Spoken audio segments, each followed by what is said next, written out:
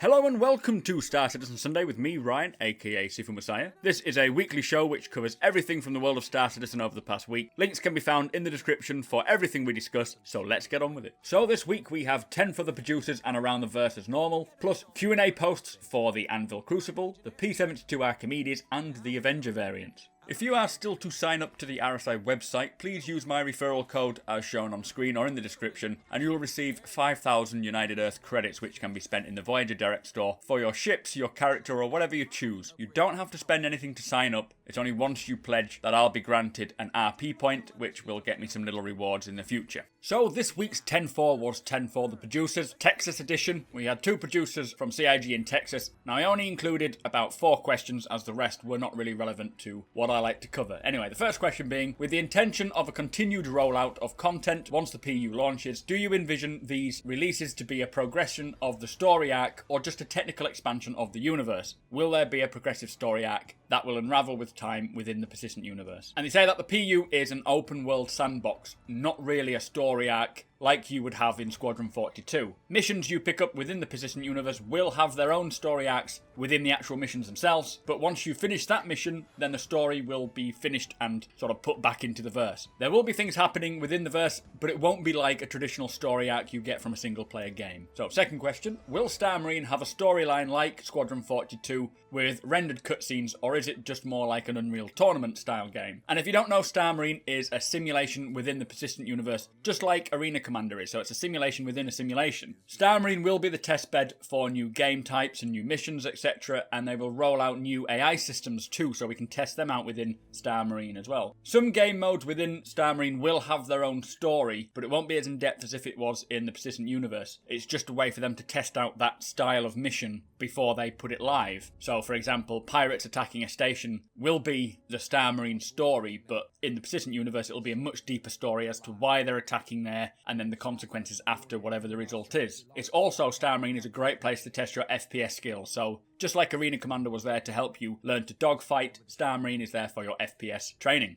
So, next question, how do you plan to build out the persistent universe? Now they say midterm, they will flesh out an entire system, most likely Stanton first, until they get it to a gold quality standard. This will also help them learn how long it takes to create a system, because they was originally saying they wanted to focus on the first 5 systems, but now it's switched more to the first 4 landing zones because it takes a lot more time. But once they get it down and they understand the routine of it, like the pipeline, we'll start seeing systems come out and roll out a lot quicker. Anyway, the final question from 10 for the producers is the Persistence update, or at least part of it, ready for 2.0? And he says no, it's not in 2.0 yet. They are working on things on the back end which is required to support it. Turbulent and Behaviour are working on some really cool things to make player customization work really well, but they did say Persistence will be coming very soon, and they even said trademark. So anyway, that was 10 for the producers. Tell me your thoughts. So moving swiftly on to Around the Verse, this is episode 2.08. Sandy and Ben start off by saying they're in the new studio within the new complex that they are working in. If you don't know, they've moved from Santa Monica to another location in Los Angeles. As of now, the Black Friday sale is happening on all the other anniversary ships that were unlocked over the course of the week. So if you missed one during the week, be sure to check the websites now, because I think it ends tomorrow. It may end on Tuesday with it being Cyber Monday, who knows. Anyway, straight on to news from Around the Verse, starting with the LA office.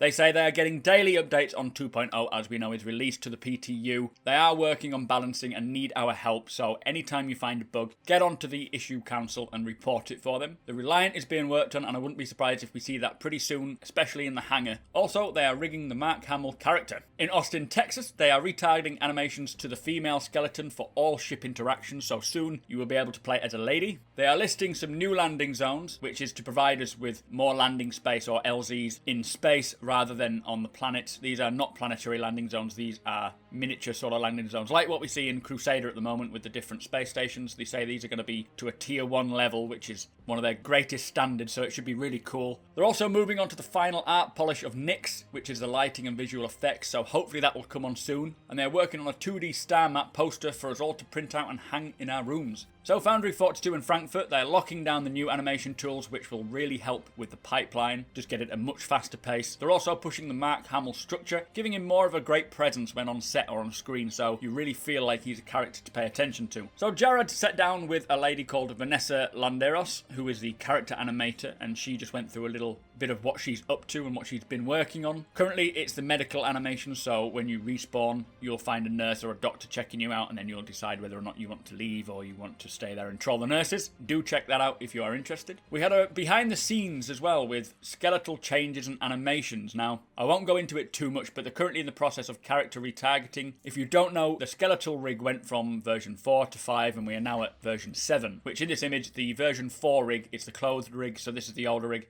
and what they're doing is just making sure that the character properly interacts with items like this chair. For you can see his back was not sitting correctly against the chair, it wasn't touching the chair, and his arm was clipping through. So it's all about retargeting this new rig to make sure that every animation within the verse that it interacts with, or every item, it looks like it should. We also saw some dance animations, and apparently the majority of the dance animations was from the UK team, but there was a couple at the end from the US team, so there seems to be a bit of a dance-off between the UK and the USA. Anyway, we went back to Sandy and Ben, and they just mentioned that the Star Map has won the Adobe Cutting Edge Award. It is winning so many awards for its excellence and its innovative design. If you haven't checked out the Star Map, do go onto the official RSI website. I'll put a link in the description if you haven't seen it already, so you can go and check it out. It is wonderful. It shows you all the jump points, allows you to go through the jump points and see all the different celestial bodies within each system. Definitely worth checking out. So the most valuable post this week goes to a chap called Maya, who has created a video just highlighting the localized physics grid on 2.0 using a little Aurora. So do check that out. Again, the link is in the description. And the sneak peek this week is pretty cool.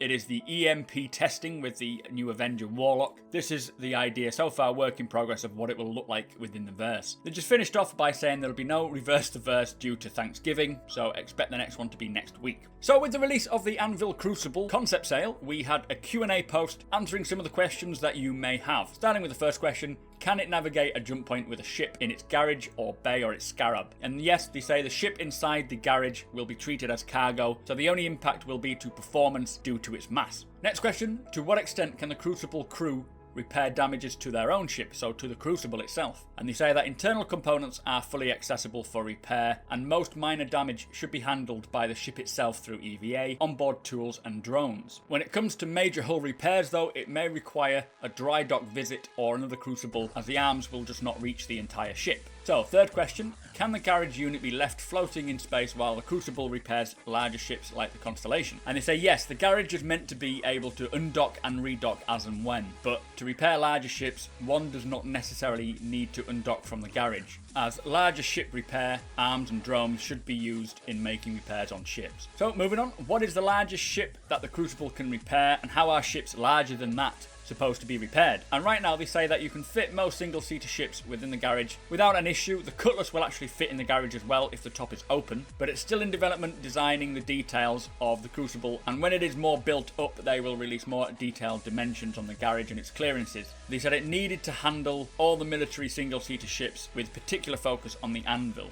and when it comes to really large ships it should be fine, it just won't fit in the garage.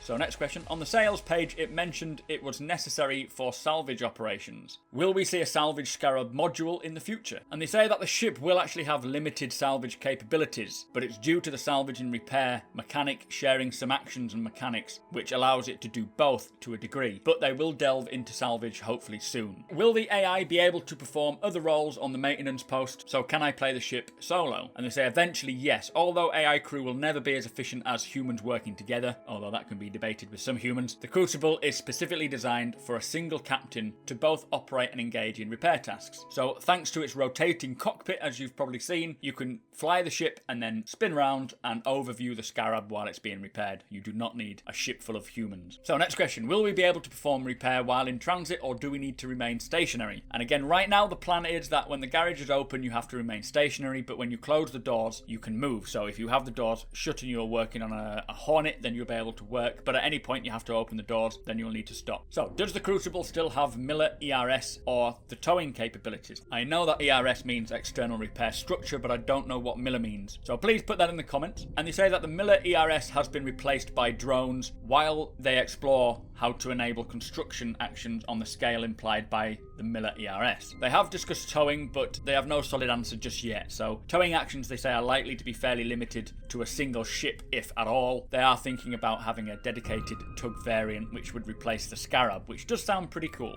Anyway, moving on. Is there any gameplay which require multiple Crucibles to work in unison. And they say there are no gameplay in the plans for the near future, but they are looking ahead to scenarios where multiple Crucibles might repair a crippled capital ship, say a Bengal, a lot quicker. So yes, if you have a bigger ship, I would have thought having multiple Crucibles will speed up the whole process. So if you can manage to get 3 Crucibles working on a Carrack at the same time, then I'm sure it would speed up the whole process. Anyway, second to last question. Can I use my Reclaimer to salvage ship components and then use the Crucible to reassemble them into a ship? And they say the Crucible does not fabricate components. It only repairs what already exists. So you will be able to salvage materials to repair components, but not assemble new ones. They are still designing the salvage, and ideally they want both systems to work in tandem so that one could salvage materials and then use those same materials in repairing another ship. Final question, how long do you anticipate it would take to repair a heavily damaged Hornet? And they say current plans suggest it takes 15 minutes. A full crew would not struggle to repair it faster, say 2 to 3 minutes. Now these are only whiteboard estimates, and they will likely change significantly once the system is in place and being tested by us. Personally, I think that is a bit too fast. I would prefer it to take a lot longer to get a ship back up and running, but as they say, we'll test it, see how it plays out, and then make the decision there. Anyway, that was the Q&A for the Crucible. Tell me your thoughts. So we have another QA post regarding a ship. This time it is the p72 Archemedes, as this was on sale for $30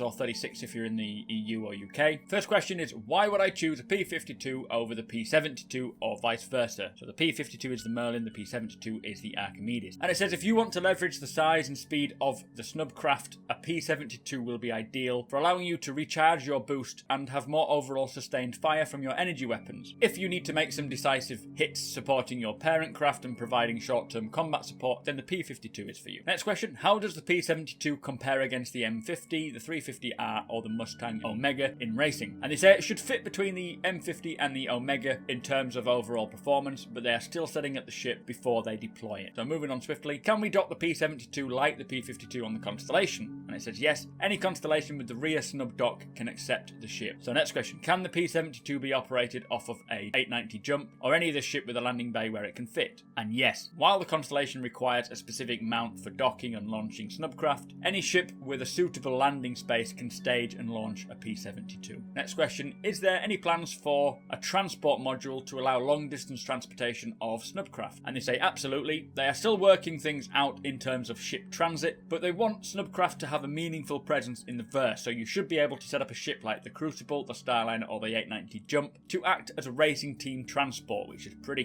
cool. Also, something I remember from the hull posts, in regards to the hull E especially, it says they would have special cargo crates to allow you to transport ships, so maybe you will be able to get other bigger size cargo or cargo units, fit them on perhaps anything from a hull B upwards, hopefully anyway, and use that to transport certain ships around. So next question, will there be upgrades beyond what is fitted to get a better speed or agility, or will the engines and thrusters already fitted be the best they can be? And they say they definitely want room to grow, not just with the p72 but all ships, so they want to provide us with enough tools and equipment for players to experiment on their ships. So I would have thought it is not at the 100% best it can be. You will be able to upgrade better engines, better thrusters, plus you can also overclock certain ship components to get better speeds and so forth. So there will be a lot of customization for your racing ships, just as there will for your ordinary ships. Next question, what does having the air intake do? And they say the fuel intake will allow the p72 to naturally recharge its boost while flying. So instead of having to pay for more boost fuel, you'll be able to refuel it while you are flying. That's pretty cool. Next question, does the p72 have a quantum drive? And the answer is no, snub fighters do not. Second to last question, is it still intended to have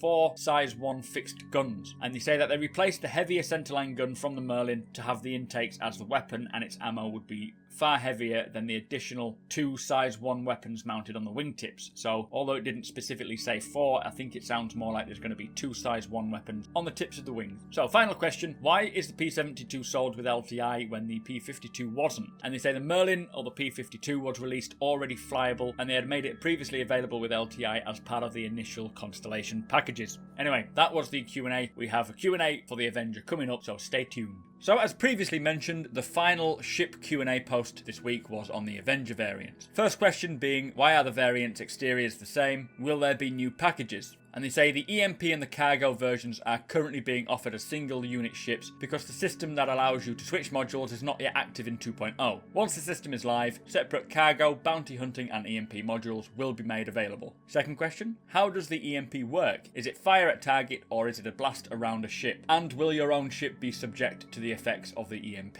So they say it generates an EMP blast around your ship, so it will consist of a blast radius. Your ship is subject to the effects too, but if you power down your components before the blast, then you will not be affected. Next question, how will the Warlock's EMP blast affect larger ships like the Aegis compared to smaller ships like the Constellation or the Hornet? And they say that the EMP will have no effect on ship hulls, only its components. So components that are affected will take distortion damage relative to their distance from the source of the EMP blast. It's more likely that you'll only partially disrupt a capital ship rather than a smaller ship, and also larger components have a higher tolerance to distortion damage generally speaking. Next question, does the Warlock have room for cargo? And the answer is no. Are there any of the ships we can use the EMP module in? And they say the module is an Avenger specific object, but EMP generators are components that will fit into the existing component system, so they should be available with other ships. Next question, what can you do to defend against EMP blasts, and does it affect all ships equally? So they say when you see an EMP about to detonate, you have three options. Either kill or disrupt the target, as the EMP needs power to build up and maintain its charge, get far enough away from the EMP blast, or just turn off all your components